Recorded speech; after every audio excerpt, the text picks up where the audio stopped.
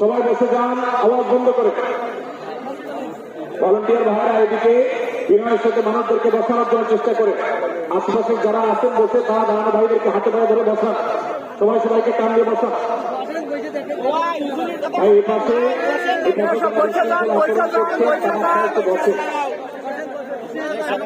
আপনার যদি শৃঙ্খলা আচরণ না থামান তাহলে সেক্ষেত্রে মাহফিল সুন্দরভাবে শেষ করা যাবে না। আমার আলোচনা শেষের দিকে আমরা আলোচনা শেষ করে এসে নামাজ পড়বো, তারপরে আমাদের শেষ অধিবেশন হবে ইনশাআল্লাহ। অতিরিক্তই ঝামেলা আছে, ভালো লাগে না।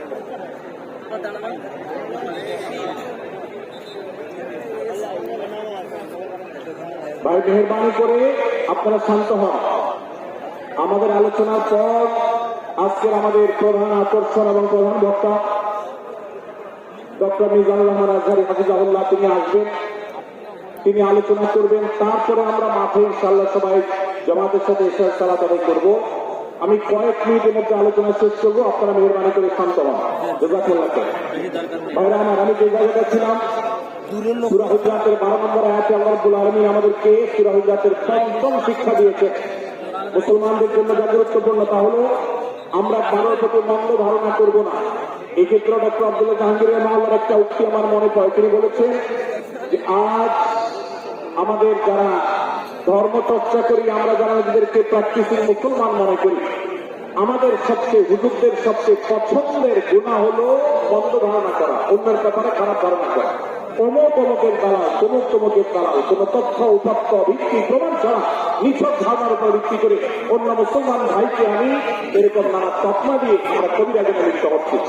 আমরা এই ধারণা করা, মন্দ ধারণা করা যে কবিরা গুনাহ অনেকে জানে না। অনেকের পেছনে না, অনেকের ওয়াজ শুনছি দোষ বাইর করার জন্য, ভুল বাইর করার জন্য। এই যে মানুষের পেছনে লাগা, এটা আল্লাহ তাআলা নিষেধ করেছেন। ওয়ালা তাজাসসু, তোমরা কেউ কারো শীঘ্র অন্বেষণ করা, দোষ আবিষ্কার করার চেষ্টা করবে না, এবং ওয়ালা ইয়াক্তাবুকুম বাবা, কেউ কারো বিভক শিকায়ত করবে না। এই আয়াতে আমাদেরকে কেউ কারোর পেছনে পরনিন্দা করতে নিষেধ করেছে। ইসলাম বলে আমরা মানুষের সামনে মানুষের ভুলের কথাগুলো বলবো বিনয়ের সাথে, যাতে তিনি সংশোধিত হন, আপনার পেছনে প্রশংসা করবো। আমরা করি উল্টা, আমরা মানুষের সামনে এসে মানুষের প্রশংসা করি আর তার পেছনে দিয়ে তার দুর্নাম করি। ইসলামকে যদি আমরা মানতাম সমাজটা সুন্দর হয়ে যেত।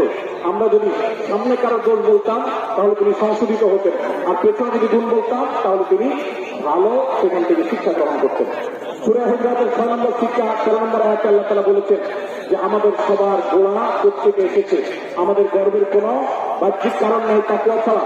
আল্লাহ বলেছেন ইয়া আইয়ুহান নাস ইন্না খালাকনাকুম মিন যাকারিন ওয়া উনসা, হে মানুষ সকল, তোমাদেরকে আমি মানুষ, নারী এবং পুরুষ, আদম এবং হাওয়া থেকে সৃষ্টি করেছি।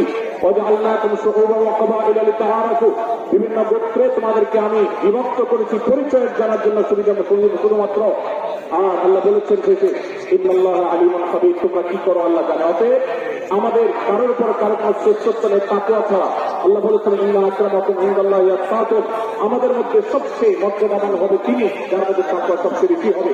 আমাদের কোন বংশগত গৌরব, কোন অংশগত গৌরব, অন্য কোনো গৌরব আমাদের থাকবে না, শুধু তাকওয়ার গৌরব আমাদের থাকতে পারে। সেটাও গর্ব, নিষিদ্ধ গর্ব বা অহংকারের মতো না, বরং সেটা আমাদের বিনয়ের জায়গা।